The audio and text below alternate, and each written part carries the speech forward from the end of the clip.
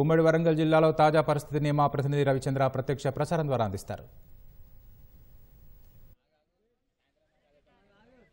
కుండపోత వర్షాలు సాధారణ ప్రజానీకాన్ని ఇక్కట్లు పాలు చేసింది. గత రాత్రి నుంచి వరంగల్ జిల్లా వ్యాప్తంగా రాత్రులు గడిపారు. అలాగే ఇళ్లలోకి వరద నీరు రావడంతో వాళ్ళంతా కూడా చాలా ఇక్కట్లు పడుతున్నారు. ప్రతిసారి కూడా ఈ వరద ముంపు గురవుతున్నామని చెప్పి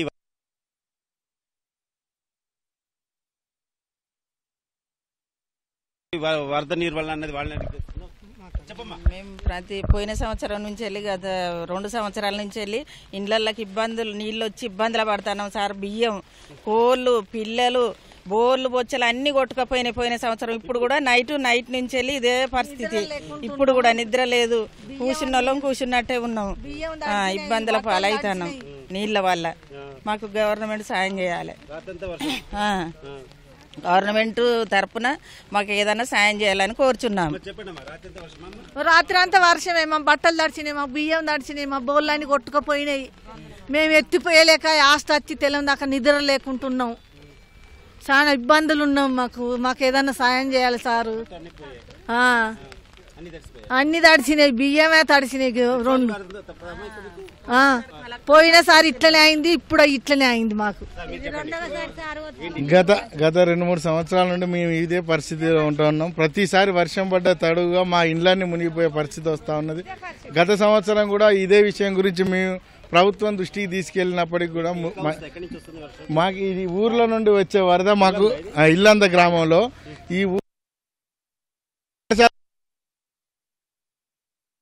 ప్రాంగణం ప్రహారీ గోడలు కూడడం వల్ల, ఆ కాలువ సరిగా లేకపోవడం వల్ల, అక్కడ ఉన్న పైన నాలాలు ఆక్రమించడం వల్ల మాకు ఈ నీళ్ళు అనేటివి మా కాలనీలకు వస్తున్నాయి.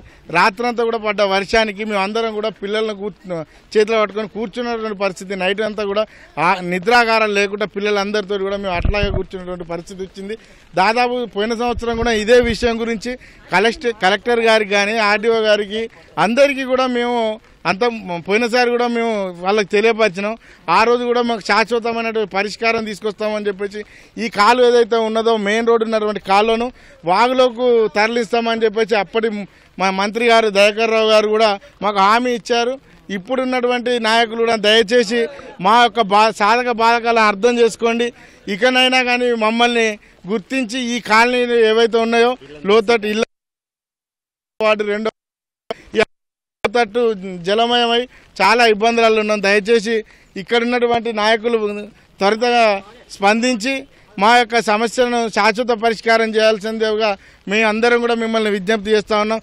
దయచేసి అధికారులు కానీ ప్రజాప్రతినిధులు త్వరితగతిన ఈ యొక్క సమస్యకు శాశ్వత పరిష్కారం తీసుకురావాలని చెప్పేసి రాత్రంతా కూడా పిల్లలతో కూర్చున్నాం సార్. రాత్రి ఎందుకంటే గత సంవత్సరం కూడా ఇదే పరిస్థితి.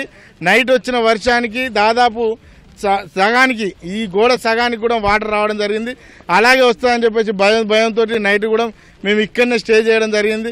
మేము దగ్గర ఉన్న వాళ్ళం వేరే మా మిత్రుల వాళ్ళ ఇండ్లలో కూడా వెళ్ళి మేము తలదాల్చుకునే పరిస్థితి వచ్చింది. దయచేసి మా సమస్య ఏదైతే ఉన్నదో దీనికి శాశ్వత పరిష్కారం చేయాలని చెప్పేసి ఎమ్మెల్యే గారికి కానీ ఆర్డీఓ గారికి కానీ ఇక్కడున్న కలెక్టర్ గారికి కానీ మీ అందరికీ విన్నవిస్తూ ఉన్నాం. దయచేసి ఈ సమస్య రాత్రి ఇదే వాన సారు, ఇదే వాన ఇట్లా తడుచుకుంటా వణుక్కుంటున్నాం. ఇక పిల్లలతో డేకిలుగా అంతా కుటుంబం అంతా ఆగమవుతున్నాం. మరి ఏం చేయం సారు, పిల్లలకు బట్టలు కప్పుకున్నా కానీ బట్టలు తడుతున్నాయి. ఇక మీకు దయా సార్, మాది ఇదే పరిస్థితి సారు. నా కొడుకు లేడు, నేను ఒక్కదాన్ని. ఇంతవరకు అన్నం కూడా తినలే, నీళ్ళు పోయినాయి ఇంట్లోకు.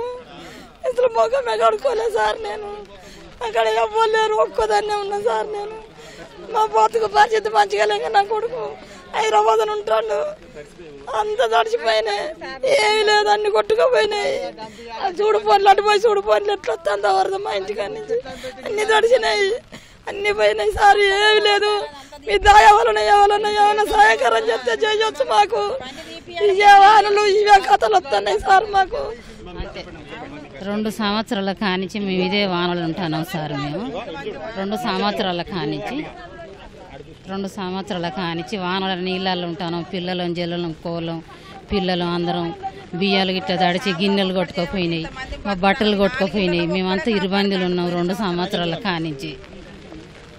మాకు మీరు ఏదన్నా ఒకటి చెయ్యాలి మా ఇళ్ళకు. ఇది గ్రామస్తుల ఇల్లంద గ్రామస్తులు వరంగల్ జిల్లా ఇల్లంద గ్రామస్తుల దుస్థితి.